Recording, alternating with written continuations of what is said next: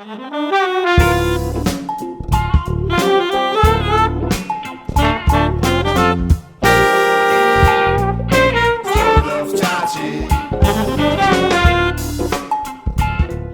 there and welcome. This is Vince of vinceprep.com. The Columbia MBA Class of 2020 application is now live. I'm going to give you some brief hints and tips about these wonderful essays. They're wonderful in the sense that they're very useful. I'm advising all of my clients who are thinking of Columbia to start with these essays because Essay 1, you need to write in concrete terms about your short and long-term career goals. It's an essay or a question that you're going to need to answer in almost every school's essay and certainly for every school's interview. It's a question you should be prepared to answer for any school, some more than others. But anyway, it's a reasonable question. What's your plan? Why are you investing all this money and time in this MBA degree? So it's a great opportunity to spend 500 words. You might talk a little bit about why Columbia in this essay, but it's not required. So if you talk about it, save it for essay 2, which I'll talk about in just a minute, but maybe a little bit of why Columbia here, but I'm talking like 2 sentences. You also might need to give a career summary or less of a summary and more of a reference point. Because I've already done A, with an MBA from Columbia, I'll be ready to do B, whatever B is, my short-term goal, presumably.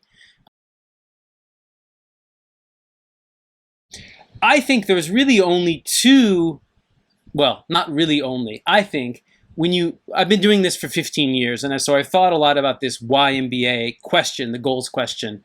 And I think if you really reduce things down to their very simplest logic, and I've said this before, long-term, if you're investing all this time in a top MBA, probably you're either trying to become a CEO of something that already exists, a small, medium, or large company, whatever. I want to be in the C-suite executive track for something that is already existing in whatever industry.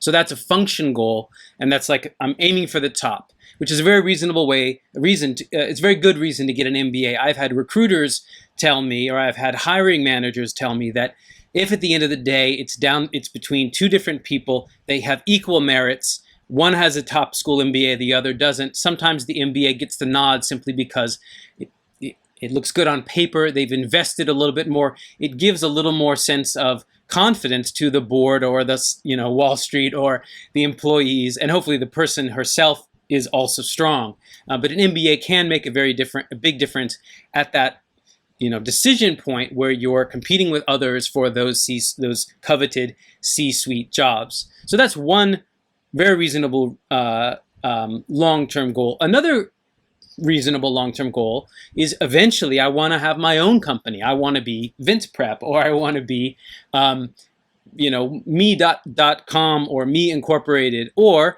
actually entrepreneurial. I want to run a $1 billion business that doesn't exist right now, and I've got a hot idea, and I'm going to step by step. And so that's very much, I'd say, the other pillar, which is entrepreneur. So basically, long-term goals, at the end of the day, if you really had to simplify it, most folks are, with all kinds of variation in the middle, most folks are either trying to go for, I'll call it CEO, C-suite, so vertical goal, or startup, right?